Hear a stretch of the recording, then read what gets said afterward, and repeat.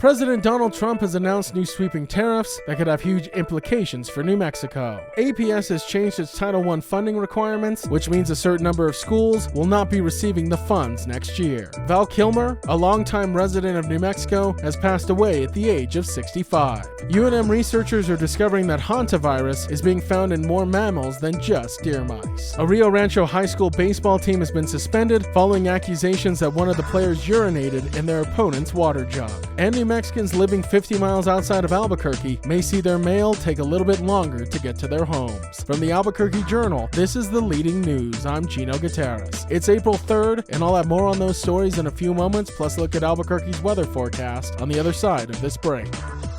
This episode is brought to you by the Kirtland Partnership Committee. For 30 years, we've been dedicated to supporting, growing, and preserving the Kirtland National Security Complex. We work tirelessly to enhance military readiness, foster community partnerships, improve quality of life, and promote economic development right here in New Mexico. Join us in our mission to ensure that Kirtland remains a cornerstone of national security and a key provider of quality jobs and investment for all of Greater Albuquerque. Together, we can make a powerful impact. Kirtland Partnership Committee, proudly shaping the future of our national security for 30 years. My fellow Americans, this is Liberation Day, waiting for a long time.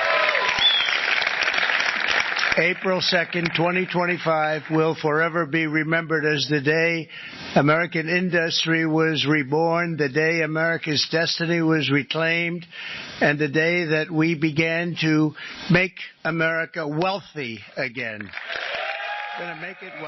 President Donald Trump announced sweeping new tariffs, including a 10% tax on all imports and higher levies on key trading partners like China and the European Union. Trump framed the move as a way to rebuild U.S. manufacturing and generate billions in federal revenue. Our country and its taxpayers have been ripped off for more than 50 years, but it is not going to happen anymore. It's not going to happen. But global markets responded negatively, with major stock indexes dropping sharply. The tariffs have sparked strong opposition from New Mexico officials who warn they could significantly impact the state's economy. Representative Gabe Vasquez and Senator Ben Ray Lujan called them a direct tax on working families, arguing that they would raise prices on necessities like food and fuel while jeopardizing jobs in border communities reliant on trade. Governor Michelle Lujan Grisham echoed these concerns, calling the tariffs, quote, a massive tax increase that would hit struggling families the hardest. New Mexico's economy is particularly vulnerable, with 40% of its imports coming from Mexican companies, including medical devices, electronics, and agricultural products. Economic experts warn that the tariffs could disrupt major trade hubs like Santa Teresa and affect industries like wind energy, where Mexican companies supply turbine blades. While Trump's tariffs could encourage domestic manufacturing, New Mexico lacks a strong industrial base, meaning short-term benefits are unlikely. However, some experts suggest the tariffs could attract new manufacturing businesses to the state in the long run, potentially strengthening the sector over time. 15 Albuquerque public schools and 3 charter schools will lose Title I funding next year as the district raises the poverty threshold for eligibility. The current way that it's set up, and at least through the end of the school year, is my colleague Noah Kalabach covers education for the Journal. Schools that have 50% of students or more in poverty get Title I funding. Well, next year that's going to change to 60% or higher of students in poverty in those schools to receive that funding. APS spokesperson Martine Salazar said the change is aimed at improving student outcomes. Despite the shift, 92 APS schools and 18 charter schools will continue to receive Title I funds. Melanie Blee, APS's Executive Director of State and Federal Programs, emphasized that all schools will still receive some form of federal and state funding. The schools losing funding include 8 elementary schools, 5 middle schools, 1 K-8 school, and 1 high school, along with 3 charter schools, Coral Community Charter, Mountain Mahogany, and South Valley Academy. Robert Bade, president of the Governing Council for South Valley Academy, criticized the decision, arguing that APS made the change without adequately considering its impact on the affected schools. He expressed concern about the lack of transition period and uncertainty about how state funding might fill the gap. Blee acknowledged the concerns, but stressed that APS must allocate resources where they will have the most impact. Title I funding accounts for $37.9 million of APS's $2.37 billion budget, and the district aims to concentrate those funds in schools with the highest poverty levels. Val Kilmer, the versatile actor known for his roles as Iceman in Top Gun and Batman in Batman Forever, has died from pneumonia at the age of 65. A longtime resident of New Mexico, Kilmer's legacy will be long felt in the state. With more on that, I'm now joined by Journal reporter Nikayla McClellan, who penned an obituary on Kilmer. Nikayla, thank you so much for joining me. Thanks, Gino. So, Nikayla, as we touched on at the top, Kilmer was a longtime resident here in New Mexico, owned a ranch here. He had an interesting relationship with the state. What can you tell us about that? So Val Kilmer had a lot of highs and a lot of lows. Some of the more interesting parts of it, in 2010, he almost ran for governor of New Mexico. He had almost gotten former governor Bill Richardson to kind of co-sign on it. He didn't co-sign, but he did end up saying it wasn't a bad choice. Kilmer also had a ranch out in Pecos, right on the river, and he was also part of a lot of controversy. At one point, he had a Rolling Stone interview where he said that 80% of Santa Fe County was full of drunks, and he said that he felt that he had to carry a gun because people were really unsafe there. So Kilmer's had a very eclectic history with New Mexico. And Nikayla, despite those comments that were both good and bad about New Mexico, Kilmer really cherished the open land and spaces here in the state. Oh yeah, he was a big fan of growing up here, said that it reminded him of the Wild West. He was actually a big person who helped lobby a lot of producers to come here and film movies.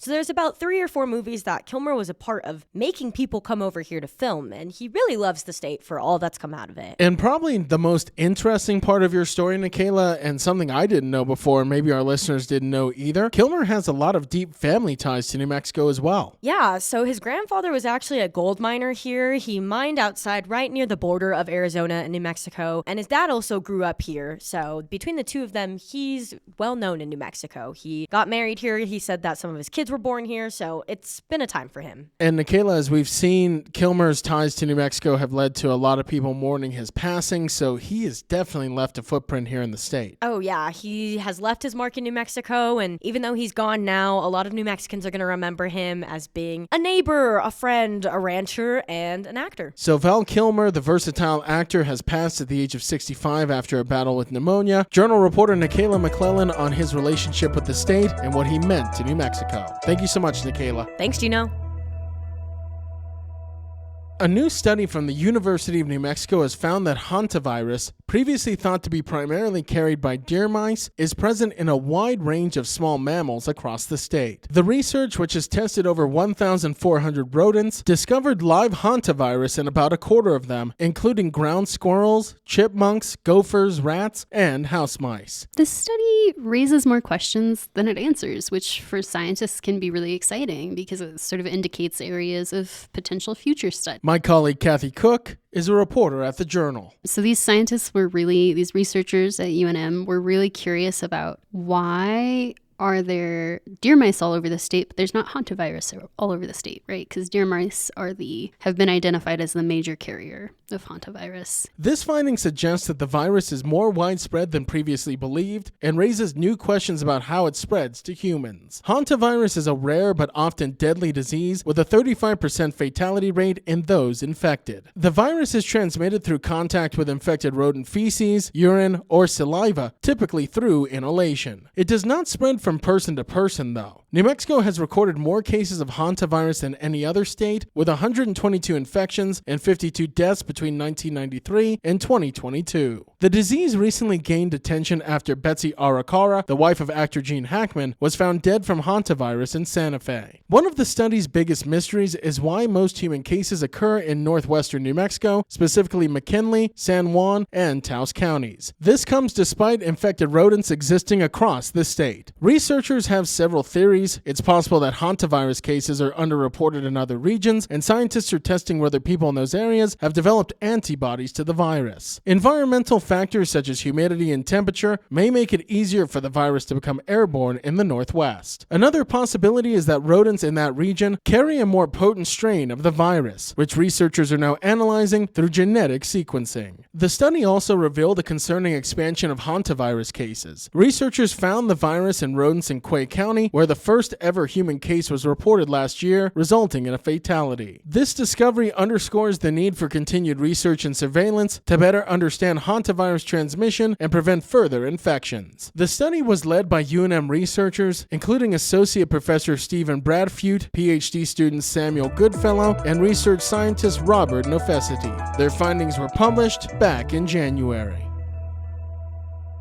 In other headlines from the newsroom, the entire Rio Rancho High School junior varsity baseball team has been suspended amid an investigation into allegations that a player urinated into a water jug, which may have been consumed by La Cueva High School players during a game on March 25th. Rio Rancho Public Schools confirmed the investigation, calling the alleged behavior, quote, abhorrent, and warning of severe disciplinary actions if the claims are sustained. La Cueva High School principal Daryl Garcia stated in a letter to families that a student reportedly admitted to the act and that authorities in Rio Rancho are considering criminal charges. The Rio Rancho Police Department is actively investigating, with updates expected soon. Meanwhile, the New Mexico Activities Association has been informed and is working with Rio Rancho Public Schools as the inquiry unfolds. And New Mexicans living more than 50 miles outside of Albuquerque will face longer mail delivery times due to a U.S. Postal Service cost-cutting initiative that took effect on Tuesday. Under the Regional Transportation Optimization Plan, or RTO, mail collected after 8 p.m. will no longer be processed the same night, delaying deliveries by 1 to 2 days. The RTO plan aims to reduce transportation costs by eliminating evening runs, a move the U.S. Postal Service says will save billions. However, critics argue that the changes will harm rural communities, delay important mail like election ballots and medications, and fail to meet the USPS's universal service obligation. The United States Postal Service has already saved $2.2 billion through transportation reductions and expects to cut $36 billion over the next decade. While most first-class mail will maintain its current delivery standard, 11% will be slower. The plan has sparked political backlash. New Mexico Attorney General Raul Torres is considering legal action, and Representative Gabe Vasquez condemned the move as an attack on rural communities. Concerns have escalated after President Donald Trump suggested privatizing the U.S. Postal Service by merging it with the Department of Commerce. Vasquez warned that such a move could prioritize corporate profits over essential public services. If you like hearing all of the latest news from the Albuquerque Journal here on the Leading News, consider becoming a digital subscriber to the Albuquerque Journal. You can check our show notes for a discount code on a digital subscription and keep up with all the latest news from New Mexico's leading news source. Now taking a look at Albuquerque's weather forecast, there is a chance of flurries mixing with sprinkles after 8 a.m., then gradually ending, leading to mostly sunny skies with a high near 56. As for this evening, mostly cloudy skies are expected with a low around 34. To keep up with all the latest news from the Albuquerque Journal, you can visit our website at abqjournal.com. I'm Gino Gutierrez. The Leading News will return tomorrow.